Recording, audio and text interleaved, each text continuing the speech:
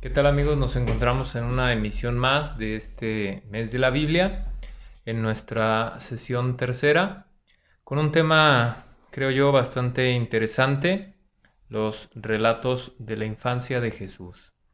Ciertamente no podemos abarcar todo, hay mucho que decir acerca de los relatos de la infancia, sin embargo trataremos de adentrarnos un poco en algunos detalles.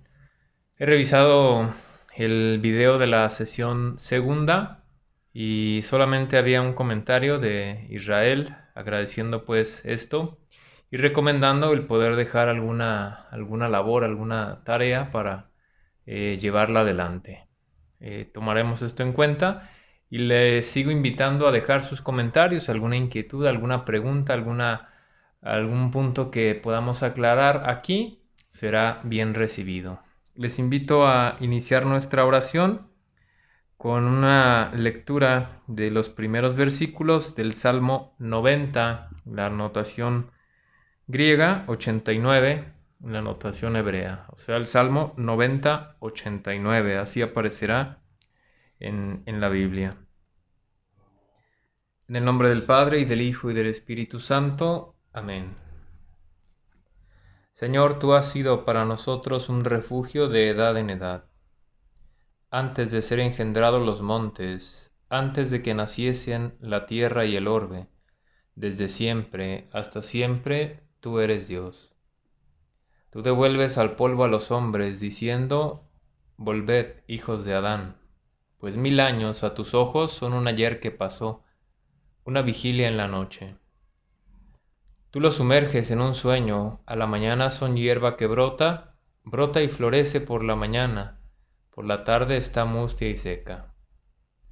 Pues tu cólera nos ha consumido, nos ha anonadado tu furor. Has puesto nuestras culpas ante ti, nuestros secretos a la luz de tu rostro. Bajo tu cólera declinan nuestros días, como un suspiro gastamos nuestros años. Vivimos 70 años, 80 con buena salud, mas son casi todos fatiga y vanidad. Pasan presto y nosotros volamos. ¿Quién entiende el golpe de tu ira? ¿Quién percibe la fuerza de tu cólera? Enséñanos a contar nuestros días, para que entre la sensatez en nuestra cabeza. Vuelve, Yahvé, ¿hasta cuándo? Ten compasión de tus siervos.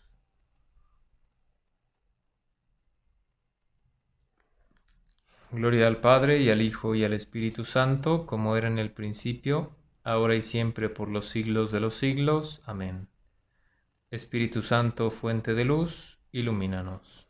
En el nombre del Padre, y del Hijo, y del Espíritu Santo. Amén.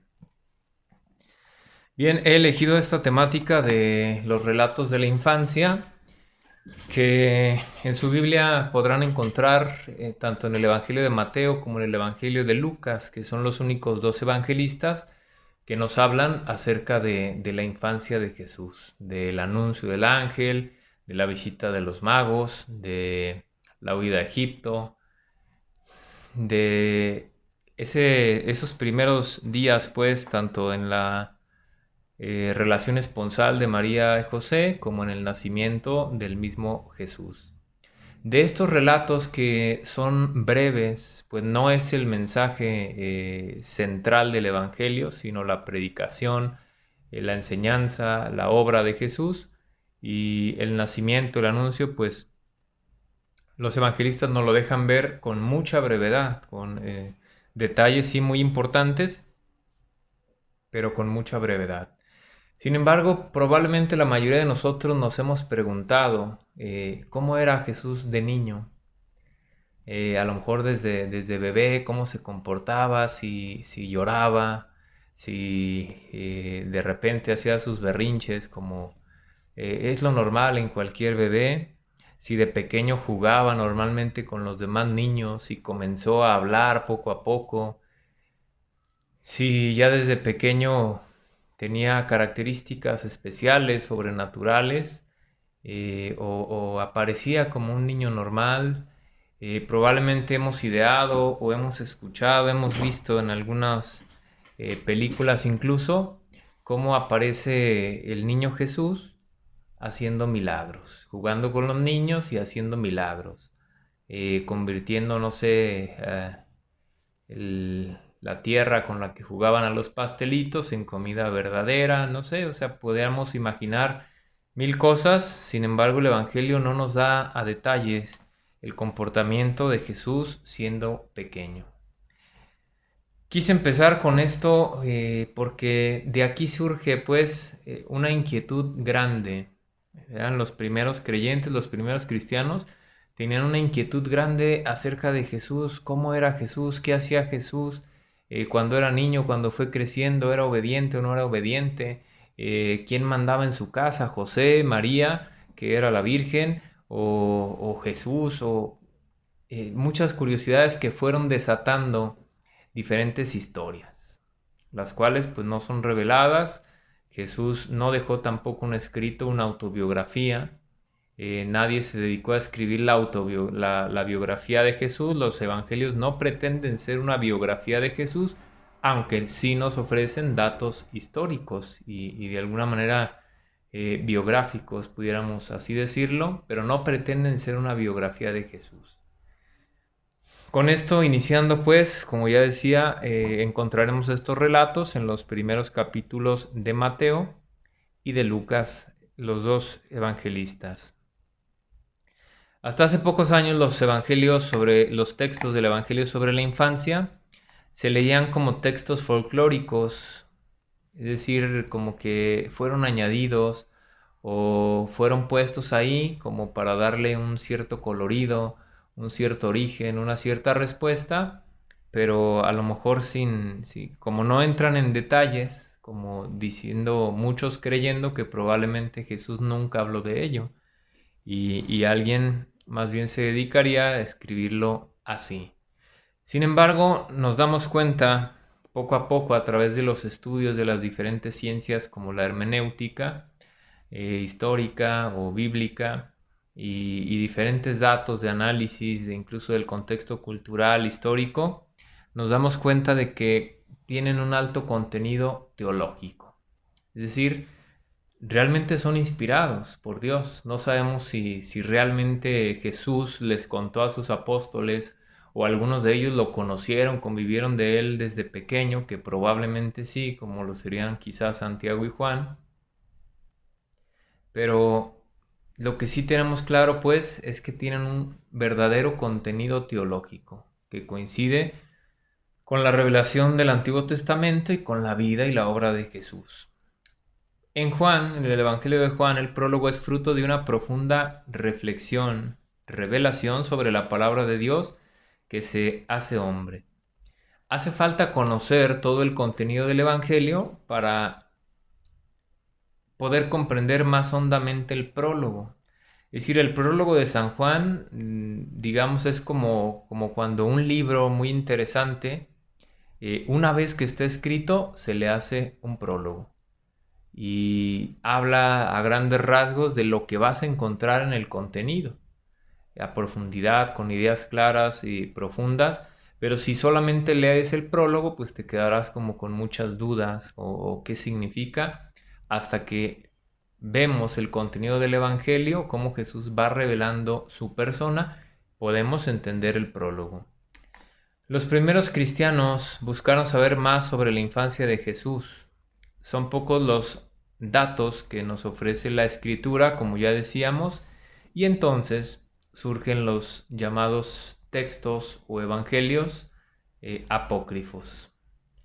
Los relatos apócrifos, que ya hemos escuchado muy probablemente esta palabra, son textos surgidos a partir del siglo II. Recordemos que el Apocalipsis fue escrito alrededor del año 100, es decir, todavía rayando el primer siglo, o probablemente en los primeros meses, pudiéramos decir, del siglo II. Sin embargo, los apócrifos, los más antiguos, fueron escritos a partir del siglo II.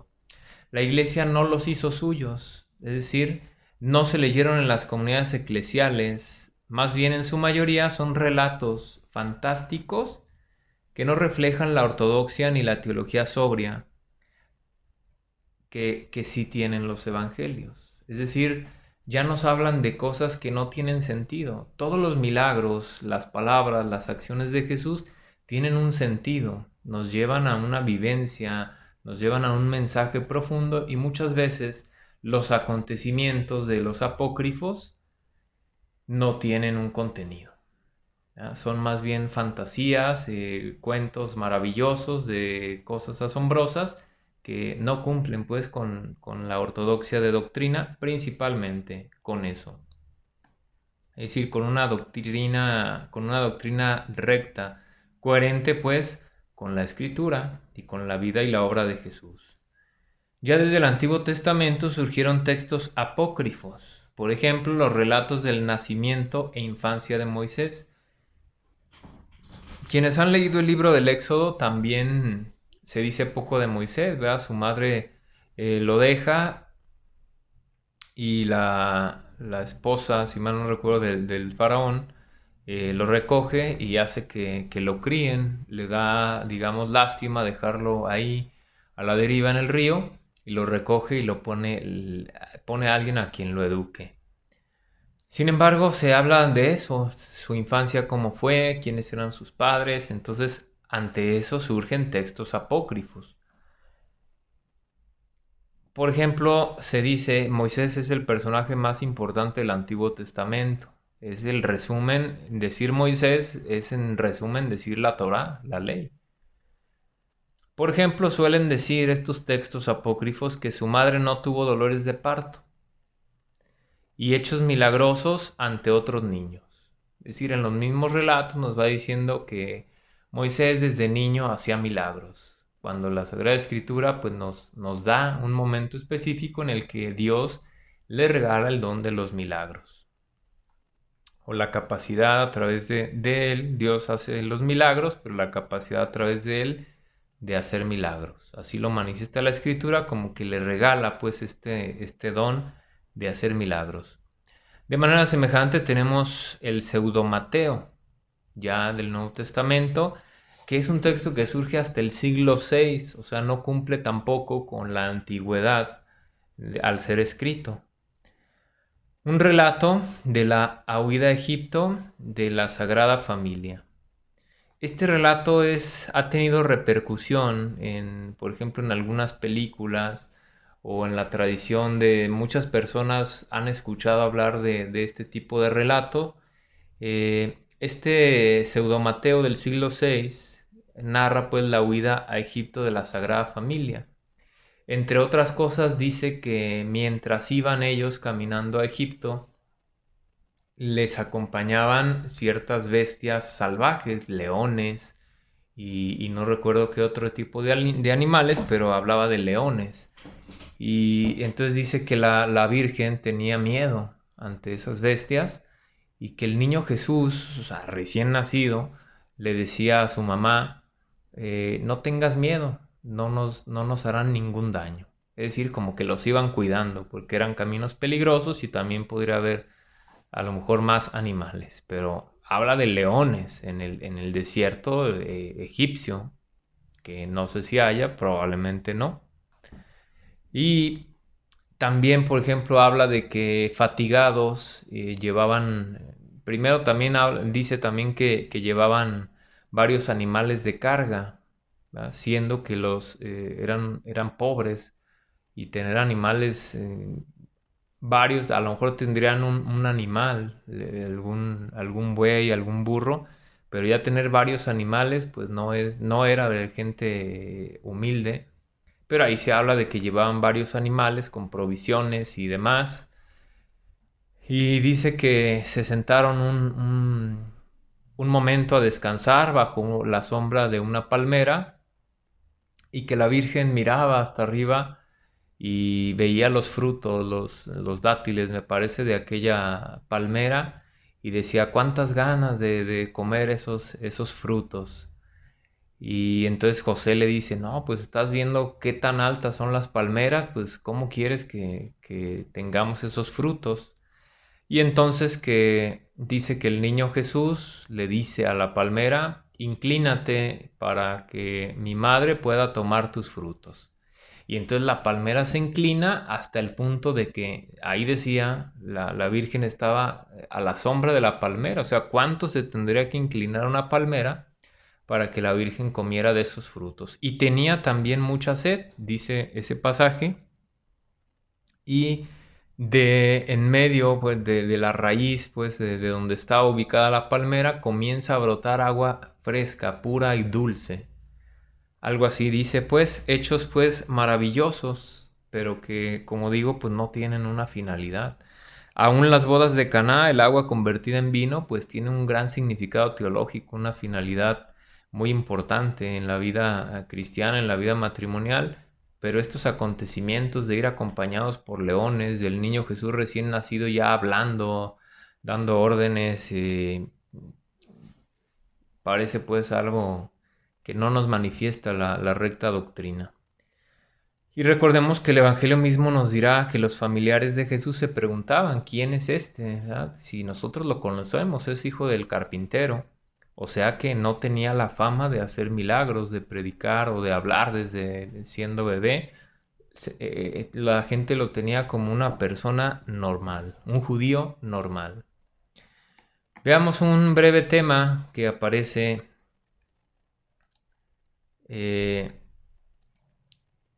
acerca de los hermanos de Jesús. ¿Por qué trataremos este tema? Porque insiste en la virginidad de María, los evangelios insisten en la virginidad de María, la iglesia enseña pues la virginidad perpetua de María y las primeras comunidades transmiten esta fe, o sea, ha sido siempre una constante la virginidad de María. Algunas comunidades, algunos teólogos, algunos primeros personajes del cristianismo sí pusieron en tela de juicio la virginidad de María, pero no era el común. Es decir, desde el inicio ni los apóstoles manifiestan algo así, ni los primeros creyentes, los primeros obispos manifiestan algo contrario a la virginidad de María. Y entonces es importante recalcar esto. La palabra hermano en hebreo puede designar no solo hermanos de sangre, sino alguien con quien se tiene lazos de parentesco. Probablemente esto ya lo hemos escuchado en la predicación de algunos sacerdotes, yo lo he dicho varias veces. Sí hay diferentes palabras para hablar de cierto parentesco, más aún en el griego, claro que las hay. Sin embargo, veremos que en el hebreo no. El hebreo es una lengua muy antigua y la palabra puede ser común. Probablemente habría algunos vocablos o no, lo desconozco, pero comúnmente la palabra hermano no se refería solo a hermanos de sangre como lo entendemos nosotros, sino a quien tenía lazos de parentesco. No solamente hermanos o primos directos, digamos, sino algún lazo de parentesco. Aquí nos dice. En hebreo y arameo la palabra ah puede significar un hermano de sangre. En hebreo y arameo puede significar la palabra ah, un hermano de sangre. Un hermanastro, como en Génesis 42:15. Un sobrino, como en Génesis 13:8. O un primo, como en Levítico 10:14. Es decir, la palabra utilizada en el hebreo es la misma, ah. Y sin embargo, en algunos, como en Génesis 42:15, es hermanastro, se habla, se entenderá pues ahí a lo largo del texto, que es un hermanastro. También otro texto, sobrino o primo. Es decir, en el Antiguo Testamento se utiliza la misma palabra. Y sin embargo podemos ver que no son hermanos, ¿verdad? Tienen diferentes padres. Y las lenguas semíticas no tienen una palabra especial para designar primo, ¿verdad? Eran conocidos comúnmente como hermanos. Sin embargo, los traductores griegos, recordemos que se traduce todo el Antiguo Testamento al griego, y traducen en general el hebreo ah por adelphos, hermano. Es decir, en la Biblia hebrea podemos ver claramente y en el desarrollo del texto podemos ver que de las personas que se hablan en los textos que ya mencioné, no son hermanos de sangre, y sin embargo utiliza esta palabra, y el griego al traducirlo utiliza adelphos, es decir, una sola palabra que es hermano para estos tres, siendo que no son hermanos de sangre.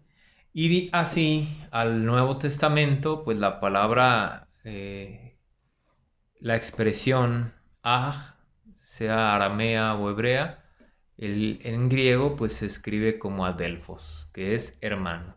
Y así aparecerá en el Evangelio. Recordemos un texto muy utilizado a veces por los hermanos de alguna denominación cristiana diferente, que hablan pues de la no virginidad de María, de una persona que se le respeta, María, pero a la cual no hay que rendirle veneración. Y para la Iglesia Católica, por el contrario, es entre los santos la que más merece veneración.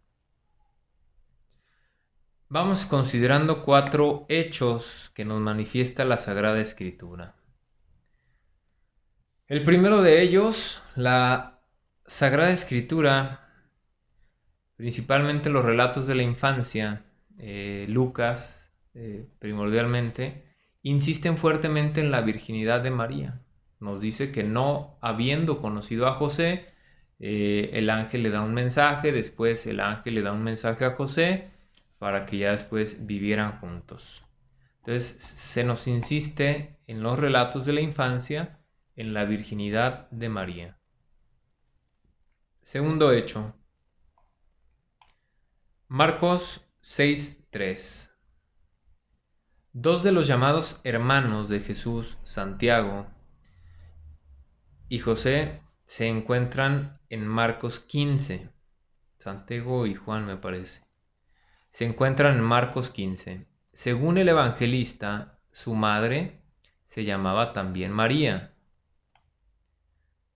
Se trata quizá de la hermana de la Virgen de la que habla Juan en 19:25, cuando están ahí junto a la cruz y dice que estaba María, su madre, la hermana de su madre, María la de Cleofás, y María Magdalena. Sin embargo, no deja muy claro si la hermana de su madre y María, la de Cleofás, son la misma.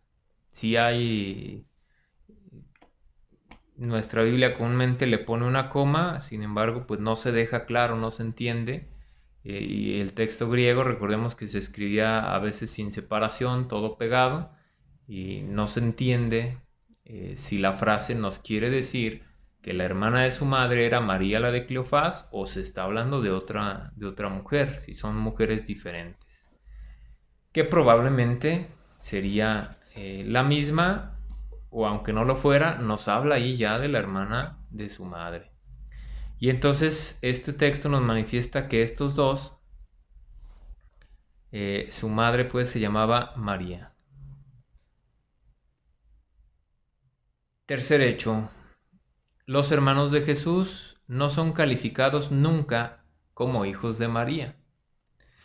Es decir, el Evangelio nunca nos dice que fueran, sí utiliza la palabra hermano de Jesús, pero no dicen nunca que sean hijos de la Virgen María. No nos deja pues este hecho relevante, y el cuarto punto nos va a dejar pues más claridad en esto. En la cruz Jesús confía a su madre al apóstol Juan y no a sus hermanos de sangre, cosa rara si los hubiera. Es decir, si tenía hermanos de sangre, ¿por qué no confiar a María a estos hermanos? O simplemente no decir nada. Ellos se deberían de encargar, siendo buenos judíos, que se encargaran de una mujer viuda, y más aún siendo discípulos de Jesús. Sin embargo, Jesús encarga a María al cuidado, a la custodia del apóstol Juan. Si tuviera hermanos, pues no habría necesidad de hacer esto, o lo haría pues con alguno de ellos. Jesús lo hubiera hecho en la última cena, diciéndoles a uno de ellos que se encargaran del cuidado de María, pero no es así. Entonces nos deja pues estos hechos a considerar, que Jesús pues no tenía hermanos de sangre. Tampoco se dice que sean hijos, por ejemplo, de Santiago y Juan, se dice que son hijos de Zebedeo, no hijos de José. Entonces, esto lo podemos encontrar en el Evangelio. Simplemente hay que poner atención a diversos textos y no dejarnos llevar por la primer palabra, que incluso en el griego se pudiera entender así, hermanos. Entonces, tengamos esto presente. Y ya estos 4 hechos que dijimos, pues nos dejan también claridad. ¿Por qué no? El cuarto sería quizá el más claro. ¿Por qué no? Jesús encarga a María a sus hermanos de sangre. Ahora, otro pasaje, los Reyes Magos. Vamos a poner este título, los Reyes Magos. Así lo tenemos conocido. Popularmente la celebración del 6 de enero, así se conoce. La fiesta de los Reyes Magos. En cualquier lugar, por lo menos aquí en México, así se conoce. Aunque litúrgicamente no viene así mencionada, pero popularmente todos crecimos llamándola así, la fiesta de los Reyes Magos. Veamos una breve articulación del texto que encontraremos en el Evangelio de Mateo. Podemos tenerlo ahí a la vista, el Evangelio de Mateo, para acercarnos directamente a este texto.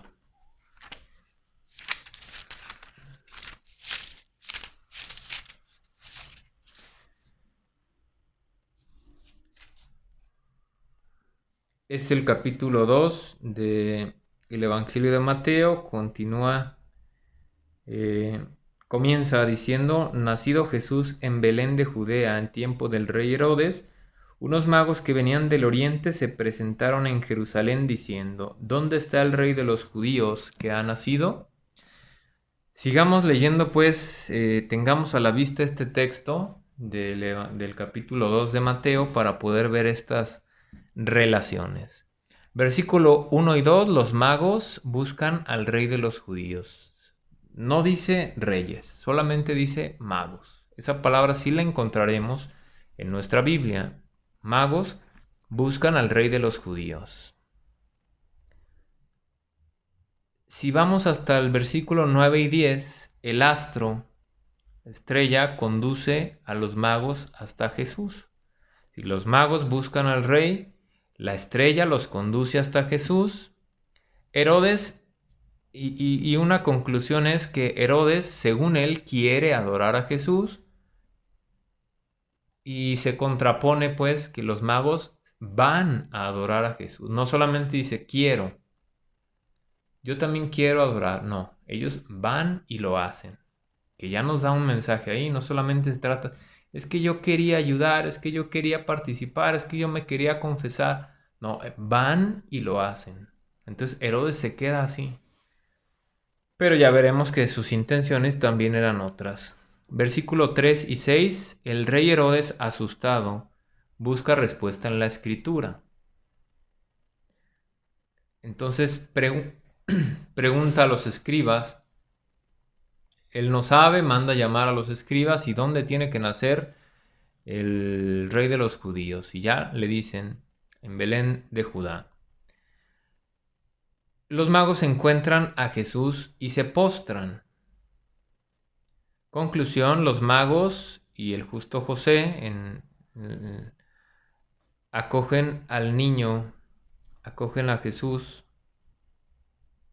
Herodes y Jerusalén lo rechazan. Si los magos acogen a Jesús, el justo José el cuerpo del Señor, Herodes lo rechaza, Jerusalén lo rechaza. Es decir, aquellos que fueron y se postraron, lo adoraron, la conclusión es, lo acogen, le dan entrada, le dan un lugar, van y lo adoran. Y los que nada más tenían, según eso, interés en ir, pero no fueron, o tenían otras intenciones, lo rechazan. Herodes y Jerusalén en un panorama pues amplio. No todos, pero en un panorama amplio. Versículos 7 y 8. También Herodes quiere buscar al niño, pero no lo hace. Le dice a los magos que ellos vayan, le avisen y ya después él irá. Versículo 12. Los magos se dan cuenta de las intenciones de Herodes y desbaratan sus planes. Es decir, él confía malamente en que los magos traicionarían o le dirían el lugar donde estaba para cumplir sus malos objetivos, pero los magos, dándose cuenta, desbaratan los planes de Herodes. Conclusión: el rey Herodes se contrapone pues al rey de los judíos, el rey de Herodes sanguinario y el rey de los judíos que viene a un reino de paz, de misericordia. En un principio, una lectura velada de la escritura, es decir, los escribas ni siquiera ellos están muy seguros de que aquella revelación en Belén de Judá, porque así dice la escritura, pues sí dice, pero ¿será o no será? ¿O estaremos hablando de otra cosa que no es el Mesías? Hay confusión y ellos tampoco se interesan por ir a ver a Jesús. Y en conclusión, ahora quienes se acercan a Jesús descubren sensiblemente al Salvador. Es decir, no solamente se quedan con el anuncio, con el será, con el ya se cumplirá estas palabras o cuánto falta. No, quien se acerca a Jesús ya tiene ese encuentro sensible con el Salvador. Entonces aquí aprendemos pues todo esto, cómo se contraponen estos personajes, ¿no? Estos magos de Oriente, que al decir Oriente se refiere a todo lo que está, valga la insistencia, al oriente del Jordán, es decir, del Jordán hacia aquel lado, todo, sin importar cómo se llama la región, lugar, a todo eso se le llama Oriente. Entonces, estos magos de Oriente, no judíos, no vivían pues en el contexto de la cultura judía, escuchan de Jesús, son guiados por una estrella, por una luz. La estrella pues es una luz. Se dejan pues llevar por la escritura, preguntan ante la duda, ante la ignorancia, preguntan, se dejan llevar, se dejan guiar, van y adoran, encuentran y ofrecen tributo. Los otros no se interesan, tienen malas intenciones, que otro lo haga y luego ya yo voy y a la hora de la hora nada. Entonces se quedan sin nada. El rey Herodes, dice la tradición histórica, los historiadores romanos que escriben acerca de él, dicen que llegó a matar él o mandar matar a varios de sus hijos, considerando que eran muy ambiciosos en el poder. Él siendo viejo, teniendo miedo que lo mataran, para ellos quedarse con el reino. Entonces dicen en los escritos que este rey mandó matar incluso a algunos de sus hijos, alegando pues que eran muy ambiciosos. Veamos pues hasta dónde llega la ambición de poder y de perseverar algo que a fin de cuentas es pasajero. Estos magos, reyes magos, como solemos decirle, ¿quiénes son? ¿Cuántos son? ¿De dónde vienen? Quienes estuvieron leyendo ahorita estos pasajes, no dice quiénes son, cuántos son, de dónde son. Todo el capítulo 2 no dice. ¿Dónde está el rey de los judíos? Preguntan, vimos su estrella en Oriente, hemos venido a adorarle. El rey se sobresaltó, convocando a los sacerdotes y escribas les preguntaba. Respondieron en Belén. Herodes llamó aparte a los magos, les precisó el lugar, los envió a Belén. Se pusieron en camino, la estrella iba delante de ellos. Se llenaron de inmensa alegría, entraron en la casa, vieron a María. Postrándose le adoraron, abrieron sus cofres, ofrecieron oro, incienso y mirra. Avisados de que no volvieran a Herodes, se retiraron por un camino diferente. ¿Dónde dice cuántos, cómo, de dónde eran? No dice. Y sin embargo, todos sabemos que son conocidos como Melchor, Gaspar y Baltasar. Y Baltasar generalmente se le tiene como de color de piel oscura, más que los demás. Uno de piel blanca, uno de piel morena y uno de piel oscura. Así los tenemos, digamos, en el misterio, en los nacimientos que ponemos para las festividades de Navidad. Pero la escritura no nos dice de dónde hemos sacado estos detalles. Según Herodoto, un historiador romano, magos eran una tribu de los medos que se convirtió en casta sacerdotal de los persas. Sí, los persas los tomaron y los hicieron como una casta sacerdotal que se dedicaban a las cosas de Dios. Practicaban la adivinación, la medicina y la astrología. Digamos, esas eran sus funciones. Eso se dedicaban a estudiar, a aprender y a llevarlo a cabo. La astrología no tenía buena fama en la Biblia. Quienes se han adentrado un poco más en la Sagrada Escritura, la astrología no tenía buena fama en la Biblia. Además de que siempre, en cualquier cultura, pues la astrología ha pretendido definir el destino de los hombres, muchas veces desatinando, ¿verdad? Es decir, que pueda haber ciertas energías astrales que influyan en el comportamiento de la tierra, del mar, es evidente, ¿no? Existe, pero que eso defina pues tu destino, tu carácter, tu fuerza, pues cuánta gente creyó en eso y fue a la ruina. Por eso también no tenían buena fama, no solo en Israel, sino en muchos otros lugares. Y Mateo, sin embargo, los pone en un lugar honorable en el Evangelio. Habla honorablemente de ellos. No los pone como desconocidos, como... sí, no menciona pues sus nombres, pero no los pone como personas de mal o personas en las que no se pudiera confiar. La tradición ha quedado en que por los 3 regalos ofrecidos serían al menos 3. Y muchos dirán solo 3. Se traen 3 regalos. Entonces, por ello se dice son 3. La Biblia sí nos deja ver que es plural, no es que uno solo llevaba los... Digo, a lo mejor uno sí llevaba los 3 y los demás nada, no sabemos. Pero solamente este dato, pues que sí nos da la escritura, estos 3 regalos, oro, incienso y mirra, la tradición ha ido creyendo que son 3. Pero hay más elementos que nos han dado estos detalles. Algunos cristianos sirios y armenios de los primeros siglos decían que se trataba de una docena de magos. Algunos dirán que venían de Arabia debido al incienso. Arabia era el lugar del incienso, era de donde se importaba el incienso, quienes eran los expertos en hacer el incienso.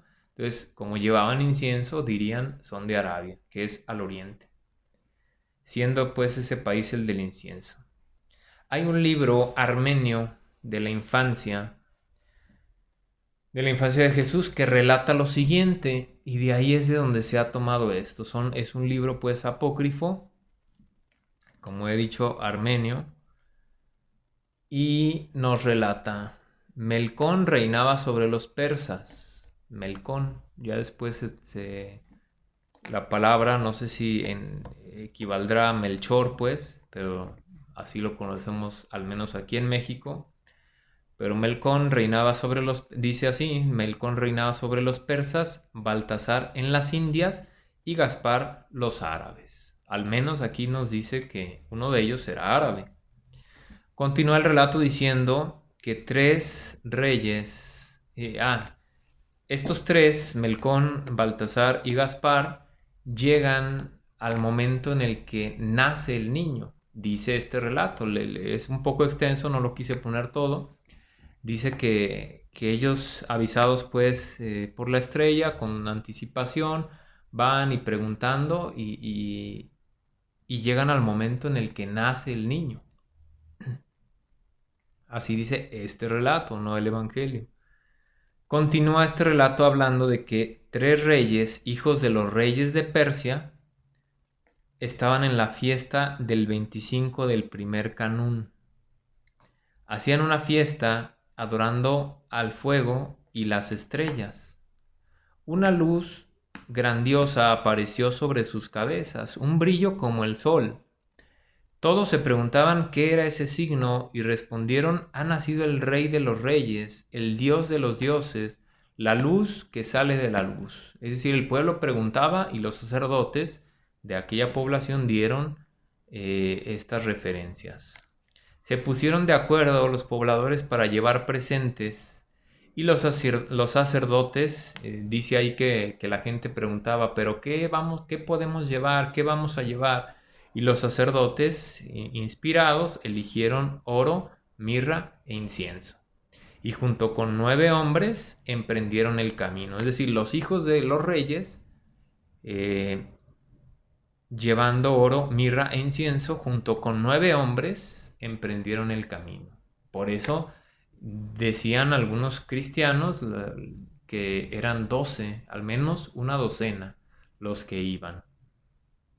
Si no fueran 3, la tradición de la Iglesia los tiene como signo de quienes hayan sido y recalcando los 3 regalos ofrecidos.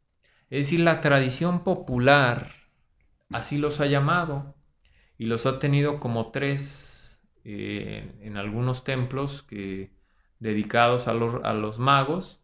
Se les tiene la figura, los 3, se les venera, se les rinde alguna festividad. Si fueran 3, si estos serían sus nombres o no, probablemente sí. Normalmente algunos de estos textos manifiestan cierta verdad, aunque también cierta fantasía. Pero la aceptación que tienen nos da pie a que muchos de estos textos pudieran ser veraces en sus datos. Es decir, los mismos pobladores se van pasando la voz, pues este es un cuento, este es verdad, o sea, yo conocí a sus padres, o los corrigen, no, estos no son los nombres, eran estos. Es decir, las primeras comunidades cristianas pues también van dándose cuenta de qué cosas son verdaderas y qué cosas no, porque entre ellos mismos se escuchaba ya hablar de los nombres, se escuchaba ya hablar de tradiciones, de acontecimientos. Entonces muy probablemente estos nombres sí serían de estos magos, probablemente. No podemos asegurar, la iglesia misma, hasta donde yo sé, no hay un documento expedido, no es doctrina de la iglesia que sean estos 3 reyes magos, así llamados reyes magos. Entonces, este texto armenio nos dice que eran reyes de Persia, de las Indias y de los árabes. Entonces, de aquí es de donde la tradición popular ha elegido estos 3 nombres que todos conocemos. Si tú les quieres llamar en vez de Melchor, Melcón, como dice aquí este texto, no pasa nada. Si en verdad se llamaba así o no se llamaba así, pues no es importante. Lo importante es que fueron y adoraron a Jesús. Que si eran 3, si eran 2, si eran 12, el mensaje es lo importante, lo que ya decíamos, lo que ya reflexionamos antes. Ellos confiaron, con fe siguieron, se dejaron iluminar ante la duda, ante la confusión, preguntaron, creyeron, confiaron y llegaron y adoraron al niño Jesús. Vieron una gran luz, pues tuvieron esta gracia, esta bendición, y de ello hemos de aprender nosotros. Como ya desde de la entrada del Evangelio de Mateo, que es el más judío de los evangelios, así se suele decir, ya nos da entrada a 3 personajes que vienen de otro lado, que adoran a Jesús sin ser judíos, ¿verdad? Preguntando a los judíos porque ellos son los que tienen ese conocimiento. Así los primeros cristianos pues tuvieron que adaptarse, los primeros cristianos no judíos tuvieron que ir conociendo quién es el Dios de los judíos, cuáles son los mandamientos, de dónde vienen los mandamientos, porque Jesús no vino a abolir los mandamientos, vino a darles plenitud. Entonces, el mensaje del Evangelio teológicamente es veraz, es correcto, nos da un mensaje claro y ya dijimos, si eran 3, si eran 10, si eran 12, no es lo importante. Si sus nombres son estos o son otros, no es lo importante. No es que la iglesia, como he dicho en un documento oficial, en alguna encíclica, les haya mencionado con estos nombres. Sin embargo, la tradición popular ha tenido a bien que estos nombres son correctos. ¿Ah? Hay otros libros apócrifos que nos hablan de diferentes nombres de otros personajes, de apóstoles, de más cosas, y no han trascendido. Es decir, la misma población, los mismos primeros cristianos, no les dieron popularidad, no les dieron aceptación, y sin embargo estos detalles que aparecen en estos libros, sí. Entonces, estos libros fueron escritos en un tiempo, en un contexto, y mucha gente, como decía, tuvieron mucha curiosidad de saber acerca de Jesús, de saber acerca de estos magos, y fueron investigando. Y como digo, si hubieran sido puros datos erróneos, pura fantasía, pues no hubieran tenido popularidad como muchísimos otros textos que no tuvieron popularidad ni repercusión en la vida de la iglesia. Como dije al inicio, no podemos abarcar todo. Este video pues se ha extendido, espero no cansar demasiado. Me pareció muy interesante acercarnos a los libros de la infancia y como digo, no podemos abarcar todos, pero me pareció muy importante y muy interesante abarcar estos detalles. Los hermanos de Jesús, hablando de la virginidad de María, en la que insisten los relatos de la infancia, aparecerá después este tema, ¿verdad? Los hermanos de Jesús, ¿quiénes son mi madre y mis hermanos? O tus hermanos están allá afuera esperándote, tu madre y tus hermanos. O cuando se menciona pues los nombres de estos dos. Y es un tema pues recurrente y ya hemos dado ya algunas respuestas. Y también este tema de los magos, de la huida a Egipto, qué pasó, cómo fue. Como dije, hay textos que nos manifiestan de manera fantasiosa elementos pues que no coinciden con la doctrina, con la enseñanza, con el caminar, con la sencillez de Jesús, la sobriedad teológica y entonces no son parte pues de la doctrina. Y ya estos relatos, los de los magos, pues los nombres al menos parece que tuvieron bastante aceptación de estos magos y coincide pues probablemente los tres regalos de ahí coinciden y como ya decíamos, Arabia que era el lugar del incienso y este lugar pone que uno de ellos será de Arabia.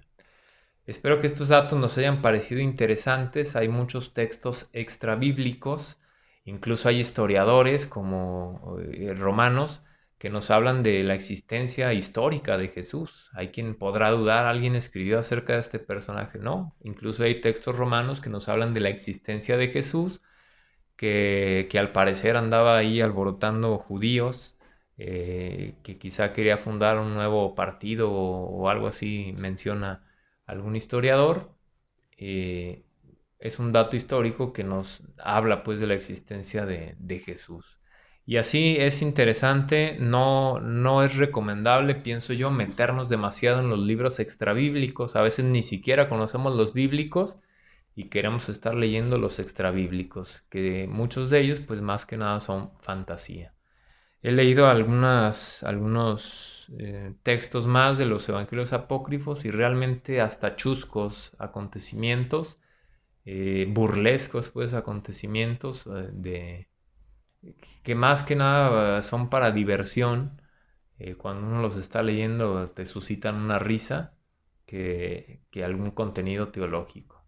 Pero no es el tema a tratar. Espero que les haya gustado esta temática. Como digo, espero no haber cansado con esta intervención. Dejen sus comentarios. Y para el siguiente viernes vamos a analizar un poco acerca de la Lectio Divina.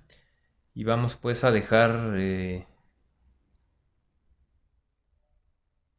sería el viernes 25. Y vamos a reflexionar acerca del Evangelio del domingo 27 de septiembre. Si pueden buscar en